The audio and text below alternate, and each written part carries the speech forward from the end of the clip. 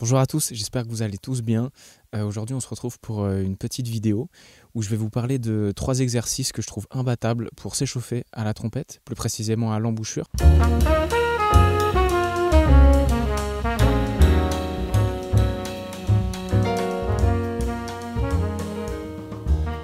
Pour moi un échauffement efficace c'est quoi?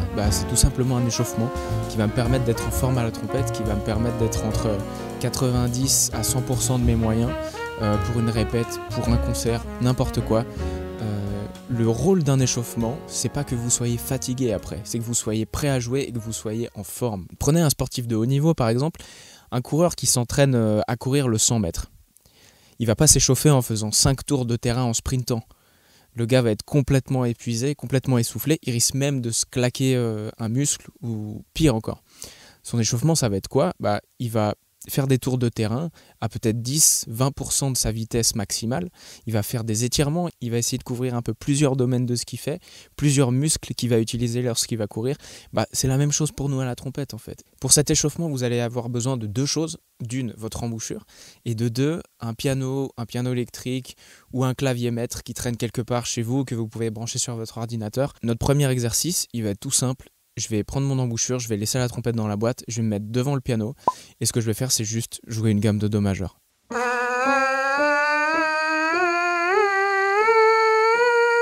Ce que je fais, c'est que j'essaie de recréer la vibration. J'essaie de recréer la sensation que j'ai avec l'instrument.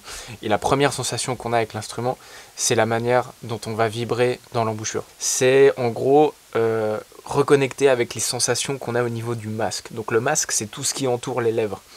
C'est ce qui va maintenir nos lèvres ensemble et qui va permettre de créer une vibration dans la trompette. Et à chaque fois que je m'échauffe, j'essaie de tout de suite connecter avec le son. Dans un second temps, je vais faire ce qu'on pourrait appeler des sirènes ou des glissando. C'est un terme plus musical, glissando, je pense. Donc pour cet exercice, c'est très simple. Vous vous calez sur un sol médium et vous allez monter progressivement vers le Do, redescendre vers votre sol médium et redescendre vers le Do grave. Et repartir vers le sol, et ainsi de suite.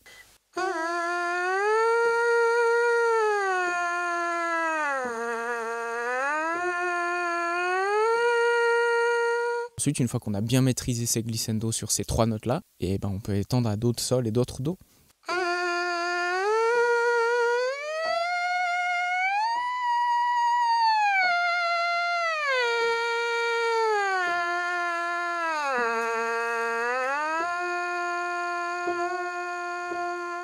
Ce qui est drôle à l'embouchure, c'est qu'on n'a pas les paliers qu'on a à la trompette pour nous aider à franchir les différentes harmoniques de l'instrument. Donc ce qui va être intéressant de travailler dans cet exercice, c'est le travail de votre vibration et de votre son à l'embouchure entre ces différents paliers.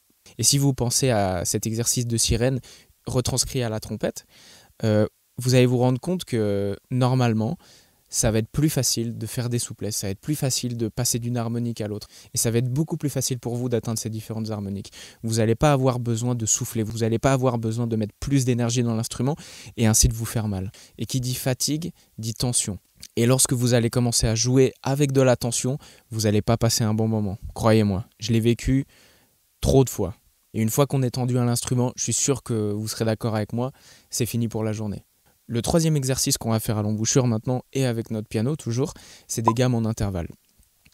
Les gammes en intervalle, pour moi, c'est l'exercice final pour savoir si je suis vraiment centré avec ma vibration, si j'ai bien retrouvé mes sensations à l'embouchure et que je suis prêt à jouer.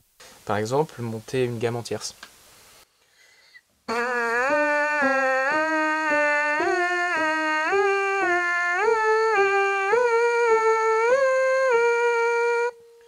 Je la redescends.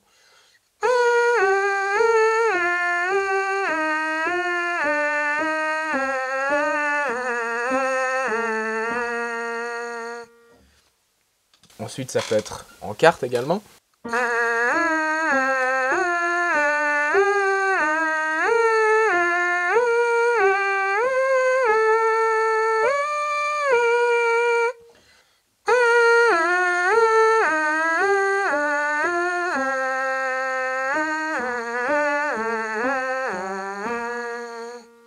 Donc je reste sur cette gamme de Do majeur, je fais des gammes avec plusieurs intervalles, et du coup mon niveau un peu final, on va dire, pour cet échauffement, pour pas que ça prenne trop longtemps non plus, c'est de faire une gamme en septième.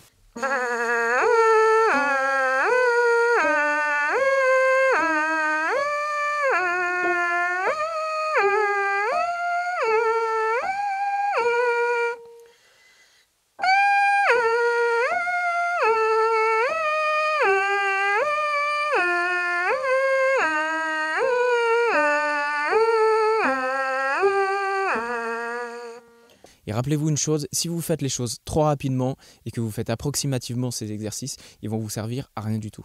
Donc si vous n'y arrivez pas à ce tempo-là, n'hésitez pas à prendre un tempo plus lent, à faire les choses lentement, parce que c'est lentement qu'on arrive à ancrer les choses, qu'on arrive à vraiment ancrer, qu'on va vraiment arriver à ancrer cette justesse, cette vibration, ce centrage, cette précision au niveau des lèvres. Et ensuite, dans un second temps, vous pourrez faire les choses plus rapidement si vous voulez. Voilà, ça c'était mes 3 exercices que je trouve hyper sains lorsque vous commencez une session de travail, avant un concert, avant une répétition, quoi que ce soit.